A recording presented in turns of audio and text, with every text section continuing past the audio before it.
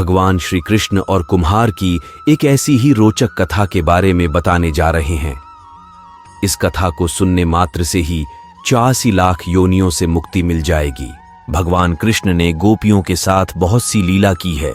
श्री कृष्ण गोपियों की मटकी फोड़ते और माखन चुराते और गोपियां श्री कृष्ण का उलाहना लेकर यशोदा मैया के पास जाती।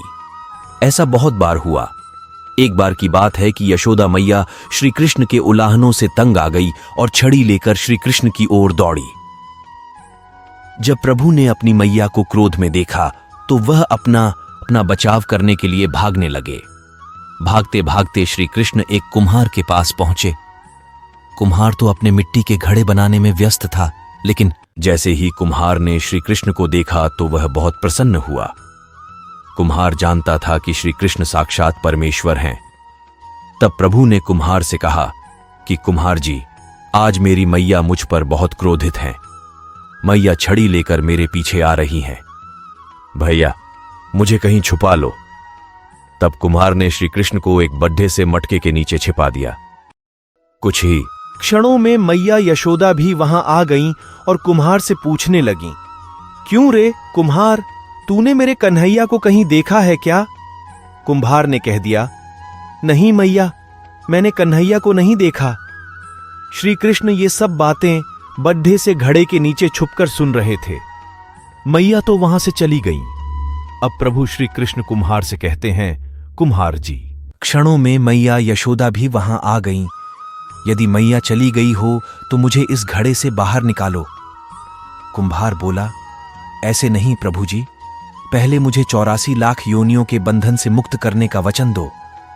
भगवान मुस्कुराए और कहा, ठीक है, मैं तुम्हें 84 लाख योनियों से मुक्त करने का वचन देता हूं। अब तो मुझे बाहर निकाल दो। कुम्हार कहने लगा, मुझे अकेले नहीं प्रभु जी, मेरे परिवार के सभी लोगों को भी 84 लाख योनियों के बंधन से मुक्त करने का वचन दोगे तो मैं आपको इस घड़े से बाहर निकालूंगा। प्रभु जी कहते हैं, चलो ठीक है, उनको भी 84 लाख योनियों के बंधन से मुक्त होने का मैं वचन देता हूं।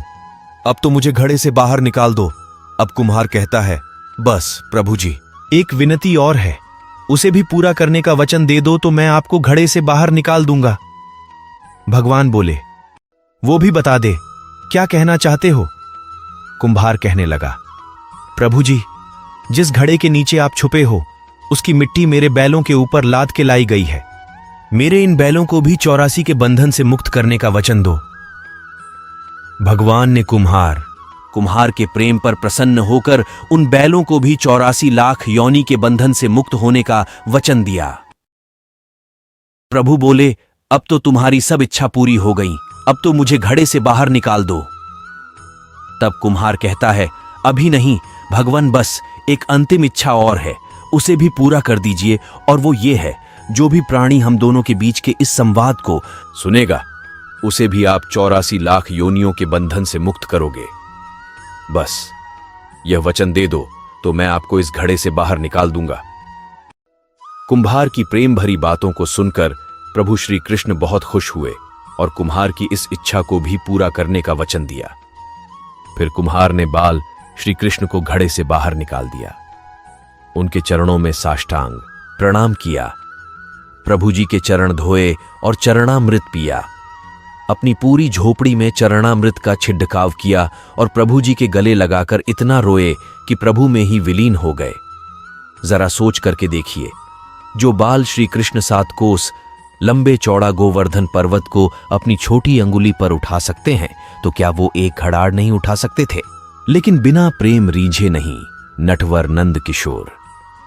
कोई कितने भी यज्ञ करे, अनुष्ठान करे, कितना भी दान करे, चाहे कितनी भी भक्ति करे, लेकिन जब तक मन में प्राणी मात्र के लिए प्रेम नहीं होगा, प्रभु श्री कृष्ण मिल नहीं सकते। मनुष्य जीवन केवल भगवत प्राप्ति के लिए ही मिला है। भगवान ने कहा है, इस अनित्य और सुख रहित लोक को प्राप्त करके यदि सुख चाहते हो तो मुझको भजो। जीवन में परिस्थिति अनुकूल आए या प्रतिकूल, हमारा उद्देश्य दृढ़ रहना चाहिए, क्योंकि अनुकूल परिस्थिति में भक्ति करने में सहायता मिलती है और प्रतिकूल परिस्थितियों में पापों का नाश होकर कष्ट सहन करने की सामर्थ्य आ जाती है। भगवान भी तब कृपा करने में कोई कमी नहीं करते क्योंकि उनका तो कथन ही है, निज सरबस भगतन को सौंपूं, अपनो स्वत्व भुलाऊं।